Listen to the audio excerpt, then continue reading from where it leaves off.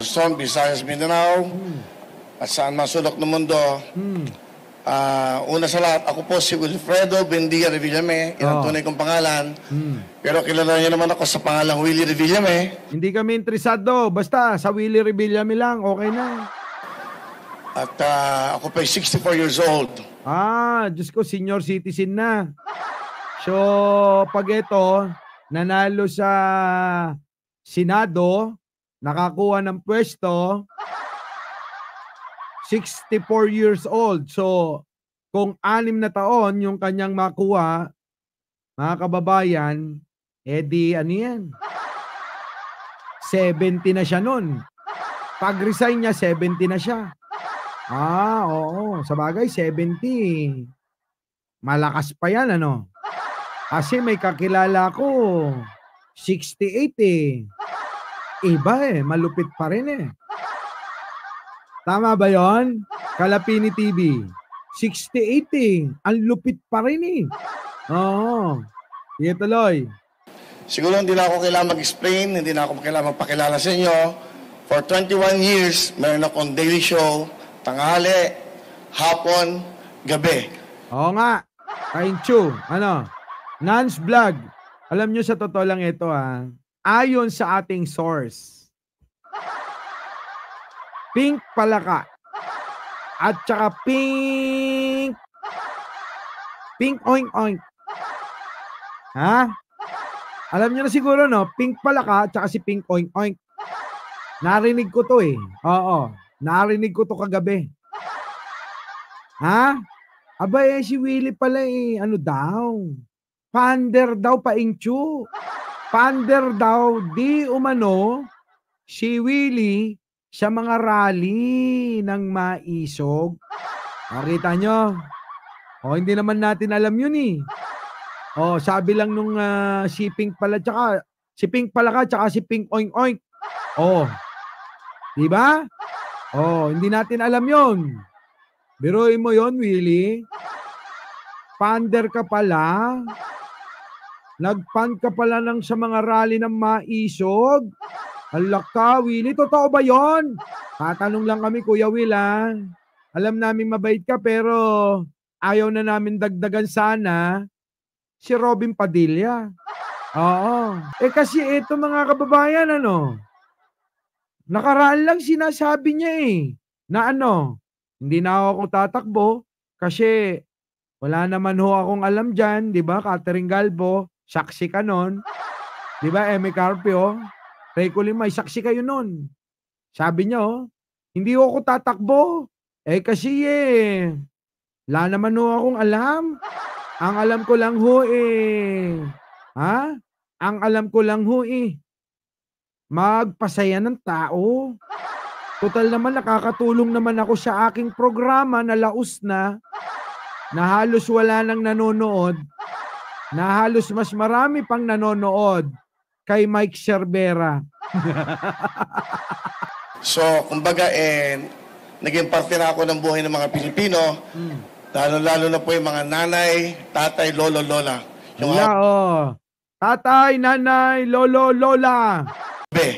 So, kumbaga, naging parte na ako ng buhay ng mga Pilipino, lalo na po yung mga nanay, tatay, lolo, lola, yung household. Yun lang ho. At nandito ako ngayon. In fact, meron akong live show ngayon. Nagpaalam muna ako. Ang alam ko, naka-feed kami ngayon sa TV5. Hoy, kikita pa talaga. Talagang gamit na gamit pa yung programa. Gamit na gamit pa eto nga daw yung pander. Jean Mira Puentes. Eto yung pander ng maisog rally. Ayon sa Pink Palaka. Wala nang rating show niyan. Wala na. Feed ho kami ngayon sa show at yung mga nanonood ngayon doon, nagpaalam muna ako. Sigurado nagsisigawan ngayon doon yon at wala ako, walang kantahan, walang sayawan, walang hepe-peray muna, walang putukan at walang Wheel of Fortune. Pero may mas malaking hangarin at may mas malaking plano para sa bawat Pilipino. Okay? At 2 minutes, siguro mas maganda mga tanong na lang para masagot ko na kagad yung mga tanong. Okay. Oo nga.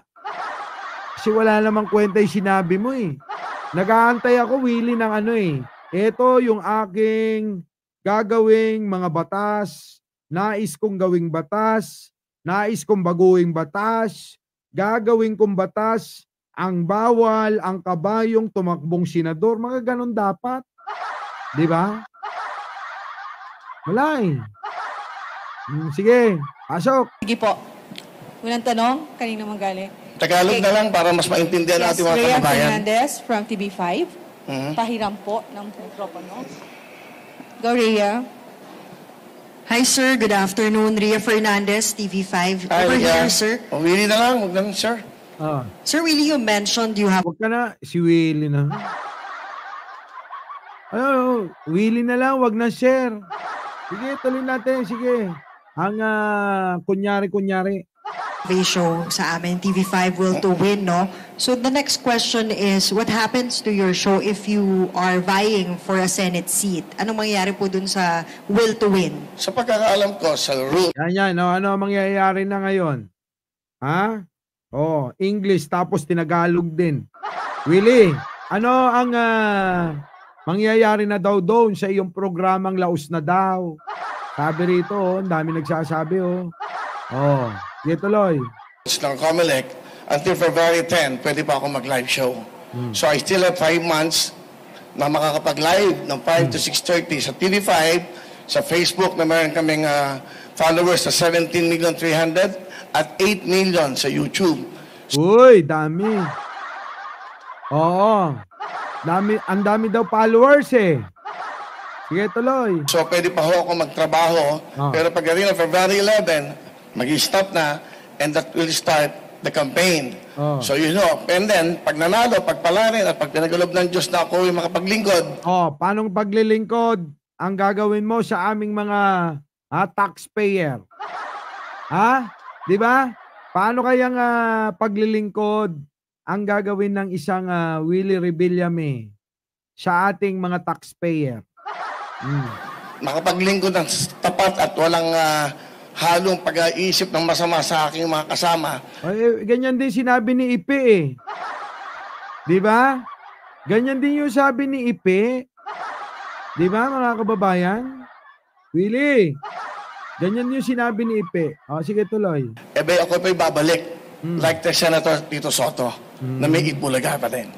Uy, talaga naman Ginamit mo pa si Tito Soto Will, kuya, iba naman yung Itbulaga. Hindi nga umubra yung Itbulaga na isa eh. Di ba? Yung Itbulaga na peke at Itbulaga talaga. Kasi pag sinabing Itbulaga, Tito Vic and Joey yun. Tapos yung banat mo, wala nang pagkakaiba kay Ipe. Wala pang bago. Di ba? Kung ako sa'yo, namigay ka na lang dyan ng jacket. Dala ka ng isang truck na jacket dyan. Di ba, mga kababayan? Yun lang. Okay. Sige, go ahead. Sir, one additional question po. Ano pong nag-udyok sa inyo para finally tumakbo na po sa pagkasenador? Because going back to your previous statements, hindi nyo po nakikitang tatakbo kayo sa sabak sa politika eh. Yung mga nakikita ko, away. Awayan ang awayan. Mga edukado, ang tingin nila sa mga artista masyadong mababa. Ay, totoo naman eh. Di ba, no? Willie, aminin mo na muna. Ikaw ba totoong pander ng Maisog Rally? Kasi may nagsabi. Sabi ni Elena Mercado yun eh. Di ba?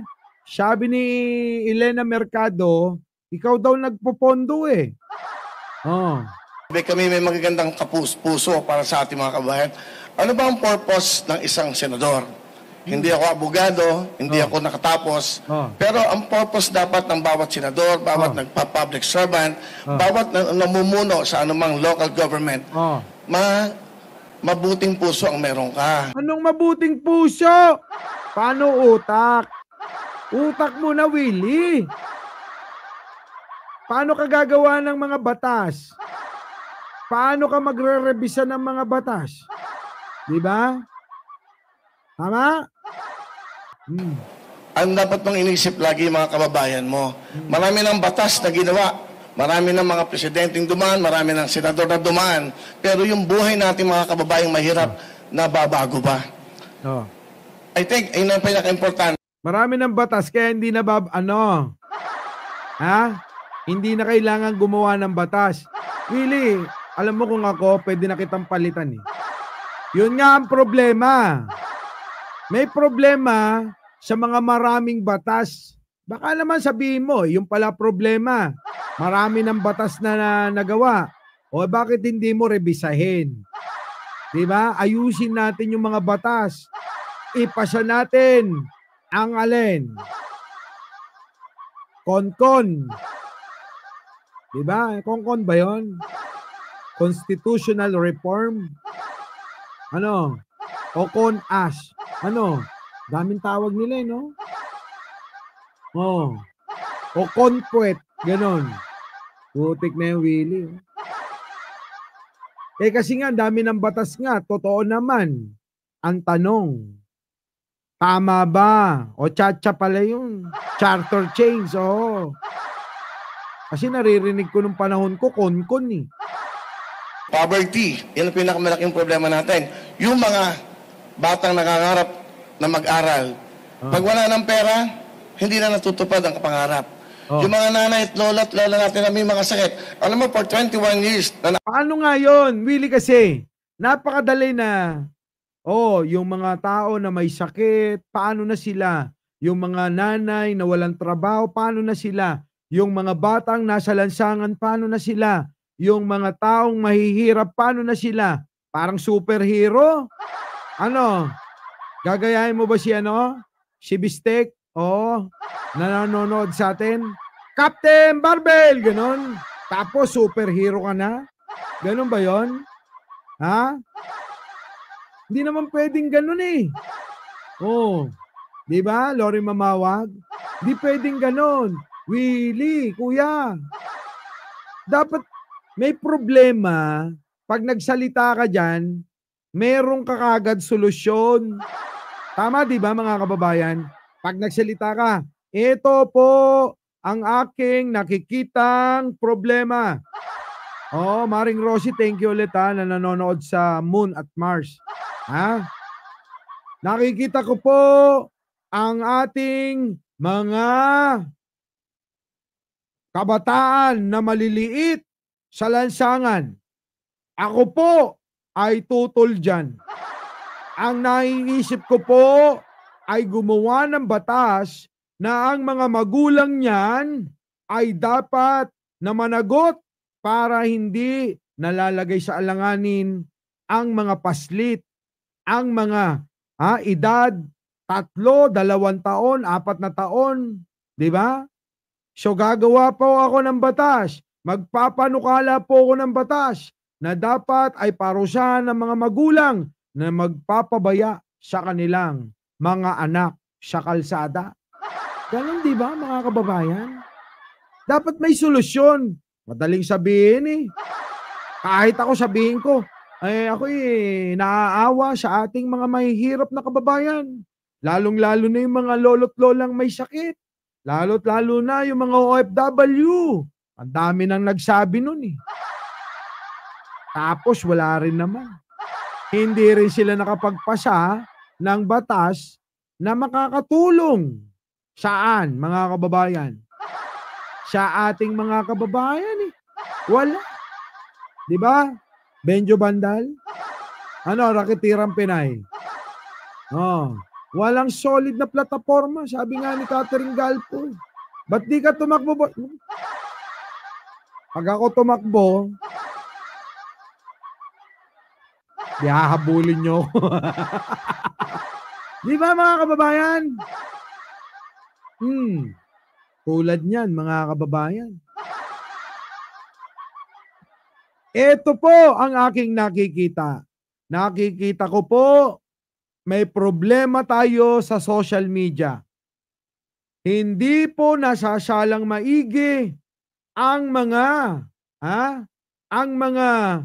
nagpapahayag ng kanilang mga opinyon at damdamin sa kanilang mga social media. Diba? Gagawa po ako ng batas nang sa ganon hindi pamarisan ang mga influencer na nagpo-promote ng mga sugal. O, diba? Gagawa ako ng batas para yan ay mapigilan. Pabibigatin o bibitayin ang lahat ng mga nagpo-promote ng mga illegal na sugal sa social media. Ganun dapat. Casual. Di man... No? Sige, tuloy. Ako ay nasa daily show, laging ang bulong sa akin ng nanay, lola, lahat. Pambili ng gamot, Willie.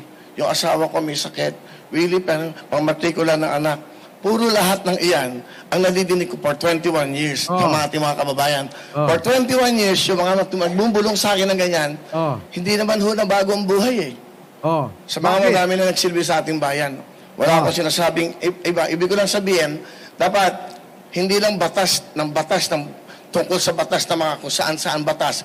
Batas ng mga mahihirap ang kailangan natin. Paano magbibigyan ng magandang buhay ang ating mga kababayang? Paano nga? Ano nga ang batas? Kailangan meron kang ilalahad na iisip para matapos yung gusto mong diba? Vancouver Gem. Hindi pwede kasing papaawa ang dating mo nun diba? Papaawa ka sa mga tao niyan. Diba? Naaawa ka pala sa mga tao. Di magtayo ka na lang ng foundation. Kasi, Willie, meron naman tayong PCSO, DSWD. Diba? Na tumutugon sa mga suliranin o mga pangangailangan ng mga kababayan nating kapuspalan. So, para saan pa yung sinasabi mo?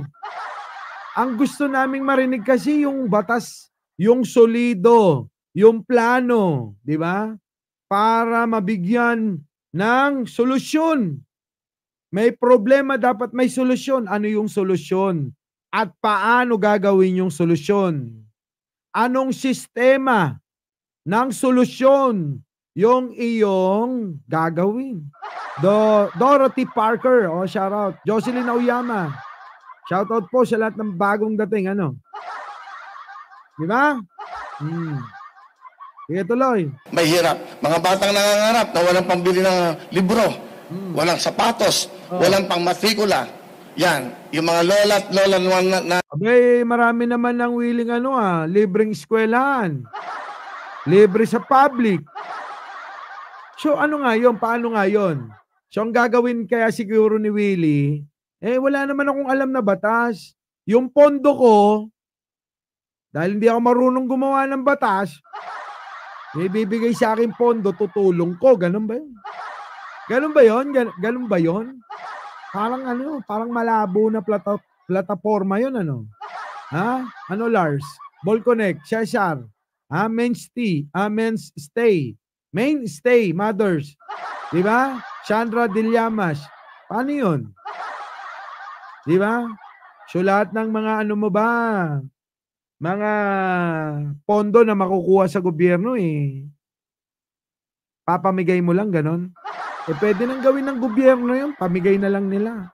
Bakit kailangan dumaan pa sa'yo? Ibig mo ba sabihin ganito lang? Sabihin mo na lang, mas katiwa-tiwala po ako sa mga taong nasa gobyerno.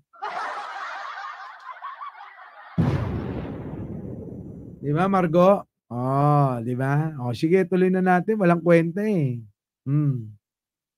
Nanay natin na walang pambiling gamot. Yan, lagi yan ang reklamo nating kababayan. Dapat sa Senado, may batas para sa ating mga kababayan. Saka ako, parang nalulungkot ako pag nakakakita ako ng mga nag-aaway, ego, pagalingan. Teka, Willie, ano yun? Ano solusyon doon? Doon kanina sa problema ng kahirapan. Hindi ko na-gets Na-gets nyo ba? Na-gets nyo?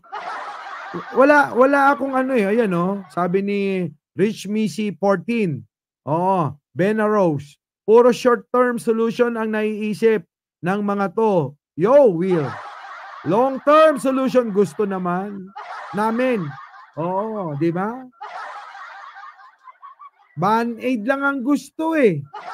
Ginagawa na yan ng DSWD. May 4-piece pa. Kaya nga. So para saan si Willie? Naglatag ng problema, wala naman palang solusyon. Tama? Walang solusyon eh.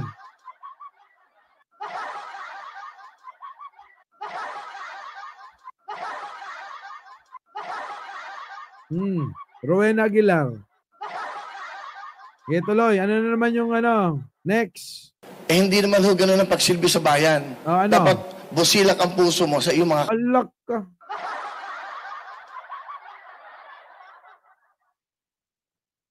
Sabi ko sa inyo, magmumukhang katawa-tawa na lang yung Senado natin.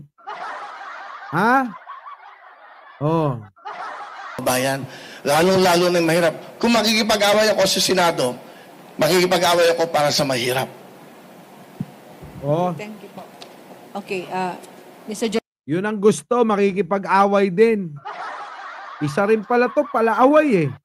Ni Sita B. Kensena. Ayoko sa'yo, Willie. Kung ikaw palaaway din, pass. Ayoko ng taong palaaway. Ekes yun, ekes. Diba? Try ko nga bukas mag-file. Tapos sasabihin ko, batikusin ko silang lahat. Kung iboboto nyo lang si Ipe at saka si Kuya Will, abay sa akin na lang ho kayo. Nakita nyo man, yung kanilang pagsasalita. Abay wala namang solusyon. Mga kababayan, dumating dito, walang ginawa, kundi magdrama lang. Ano yung dinrama? Para daw sila sa mahihirap. Pwede ba yun? Para sa mahihirap lang. Madali lang sabihin na ikaw'y para sa mahirap. Mahirap lang eh. Ako po, meron akong plataforma. Diba? Lahat ng mga single mom. Abay, ihahanap ko ng mga foreigner na mayayaman para mabawasan ang mga mahihirap na ating mga kababayan, di ba? Ganon, no? Hanap mo doon sa di ba? May solusyon. Kaysa naman yun, tuloy-tuloy na lang yun, no? Single mom. Naloko na, niloloko pa. Niloko na, tak ng pating na yan. Di doon na lang sila doon sa kabila, ay sa ibang bansa, hanap ko ng mga foreigner na mayayaman, tapos. Diba?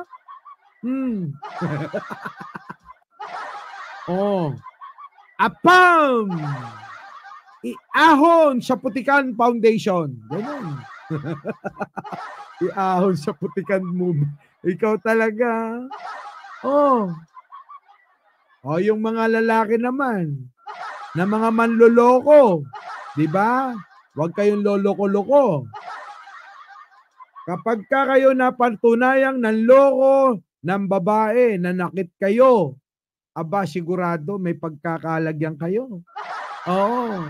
Ayaw ni Mike Cervera na may nasasaktang mga babae.